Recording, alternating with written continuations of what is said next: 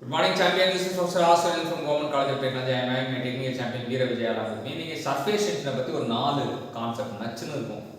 வேற லெவலில் இருக்கும். சர்ஃபேஸ் டென்ஷனை பற்றி இவ்வளோ புரிதலா இவ்வளோ ஆழமான புரிதலான்ற மாதிரி இருக்கும். அந்த மாதிரியான கான்செப்ட் தான் வீர விஜய் எடுத்துகிட்டு வந்திருக்காரு. ஸோ வீர விஜய்க்கு இருந்து நம்ம அந்த ஒவ்வொரு கான்செப்டாக தெரியும். ஃபர்ஸ்ட் கான்செப்ட் என்ன? A small bubble of one fluid immersed in another fluid has a spherical shape. ஒரு ரெண்டு ஃப்ளூயிட் இருக்குது. ஒரு ஃப்ளூயிட் வந்து பபுளை ஃபார்ம் பண்ணிடும்.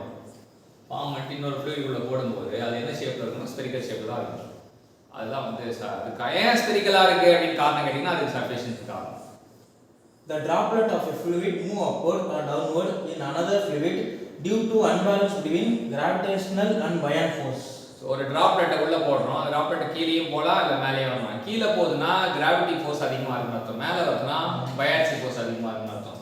ஸோ ரெண்டுத்துக்கு அன்பேலன்ஸாக இருக்கனால தான் மேலேயும் கீழேயும் நகருதுன்னு தெரிஞ்சுக்கலாம். அடுத்தது Droplet of bubble attached to a solid surface can remain stationary in a gravitational fluid in the surface tension exceeded buoyant force.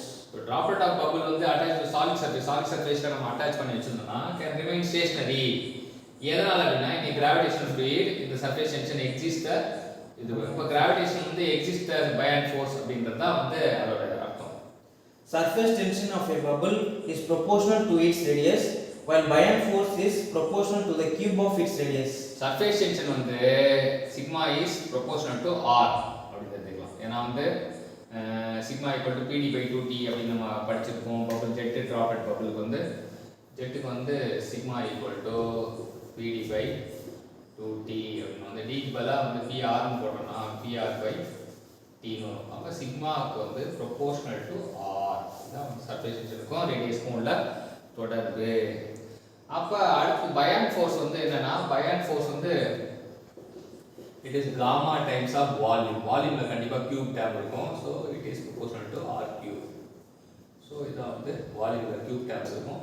4/3 pi r cube சொல்லலாம். வால்யூம் வந்து இது இருந்தா அப்ப வால்யூம்ல cube term cube அந்த cube term. So அது வந்து இது வந்து surface tension ரிலேஷன் இது buoyant force ஓட In compressible fluid flow radially outward from a line source in steady manner the velocity in radial direction varies 1/r. என்ன அப்படின்னா இன்கம்ப்ரசிபிள் fluid radially outward இங்க உள்ள சோர்ஸ் இருக்கு இப்படி போகுது இப்படி போகுது இப்படி போகுது இப்படி போகுது radially outward. இந்த மாதிரி radially outward flowல வந்து என்ன சமாச்சாரம் அப்படின்னா velocity into radius equal to constant. இல்லாட்டி v is inversely proportional to 1/r.